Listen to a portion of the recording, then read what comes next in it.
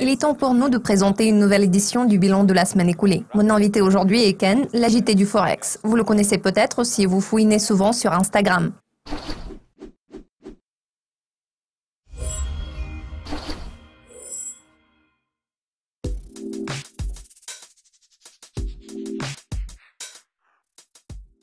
Ken, merci d'être avec nous. Quel temps fait-il en Angleterre?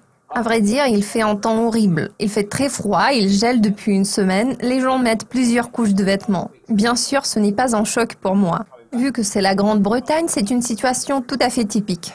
D'accord. Tout d'abord, les traders voudraient savoir jusqu'où le dollar pourrait reculer. Envisagez-vous une poursuite de la tendance baissière actuelle? Oui, je pense que le dollar poursuivra sa baisse. Cela s'explique par plusieurs raisons. La monnaie américaine ne cesse de reculer depuis la fin de 2017. L'un des catalyseurs de ce mouvement baissier est le fait qu'à ce stade, les investisseurs voient plus de potentiel dans d'autres économies. À l'heure actuelle, les États-Unis ne semblent pas être le pays le plus attrayant en termes d'investissement. Maintenant, nous observons une reprise de la livre sterling. Les données britanniques s'améliorent, bien que l'inflation continue à susciter des préoccupations. En revanche, nous pouvons constater une amélioration de la situation en termes d'avancement des négociations sur le Brexit. C'est pour cette raison que la livre sterling regagne de l'attrait aux yeux des investisseurs. Le Canada est en train de resserrer sa politique monétaire. La Banque du Canada a relevé ses taux directeurs à plusieurs reprises au cours des 12 derniers mois.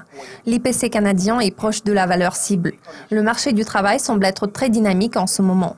L'économie de la zone euro, elle aussi, se porte bien. La BCE s'apprête à retirer le stimulant monétaire du système.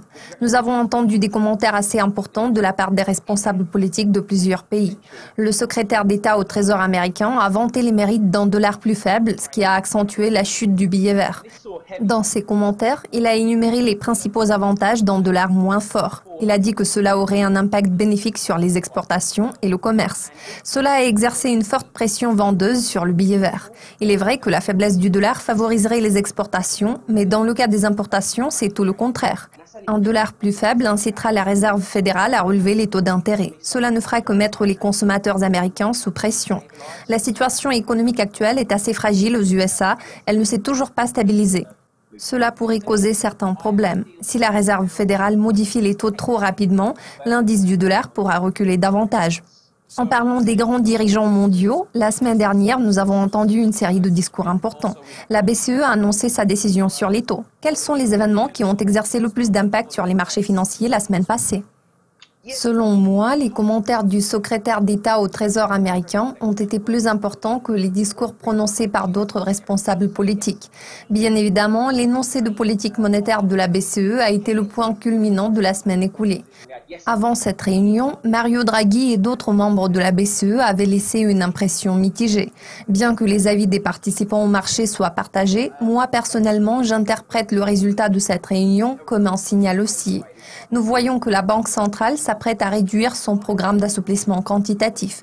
L'un des commentaires bellicistes que nous avons entendus portait sur une accélération de l'inflation à moyen terme, ce qui est un signal positif. Selon les décideurs politiques, l'économie de la zone euro peut être jugée équilibrée.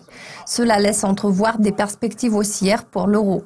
L'euro-dollar est récemment passé au-dessus du niveau d'1,25, s'établissant à 1,2530. Donald Trump a fortement critiqué les commentaires du secrétaire d'État au Trésor américain, ce qui a secoué cette paire de devises. Selon moi, la parité euro-dollar a toutes les chances de dépasser la barre d'1,30 dans les mois à venir. Cette paire n'a clairement pas épuisé son potentiel de hausse. Les crypto-monnaies ont connu une période turbulente tout dernièrement. La correction de janvier sera-t-elle contrebalancée par un nouveau rebond dans un avenir prévisible ? Nous pouvons constater que la situation reste toujours turbulente. De toute évidence, certaines annonces concernant la réglementation ont semé la panique sur le marché. Il s'agit notamment du flux de nouvelles émanant de la Corée du Sud. Le pays cherche à contrôler ce marché. En général, la Chine et de nombreux autres pays veulent rendre les règles du jeu beaucoup plus rigides. Bien sûr, cela ne fait que déstabiliser la situation dans cette industrie émergente. Même si vous êtes un trader ou un investisseur expérimenté, vous ne pouvez qu'essayer de deviner quelle direction prendra ce marché. Les gens commencent à paniquer quand ils voient de fortes fluctuations du marché. Lorsque le marché devient baissier, les gens se disent qu'il ferait mieux de vendre leurs actifs. Cela aggrave la situation. Pour ce qui est des perspectives de stabilisation, pour être honnête, je n'ai pas encore adopté une position courte sur ce marché. Cette industrie est fortement tributaire des partenariats. Par exemple, la société Ripple a récemment annoncé son intention de nouer un partenariat avec MoneyGram, ce qui est une bonne nouvelle. L'effet positif a été de courte durée car nous sommes en situation de survente. Parallèlement, Ripple mène des négociations avec Visa. Les marchés sont en mode d'attente. Le contexte actuel appelle à la prudence car nous pourrions voir des fluctuations dans les deux sens. Je ne pense pas que ce marché puisse se stabiliser dans un proche avenir. D'accord Ken, cela a été un plaisir de discuter avec vous aujourd'hui. Merci de vos commentaires. Plaisir partagé, merci. Cela conclut ce bilan de la semaine écoulée. Nous vous invitons à suivre nos mises à jour régulières sur Dukascopy TV car notre équipe vous tiendra au courant de tout ce qui se passe dans le monde de la finance.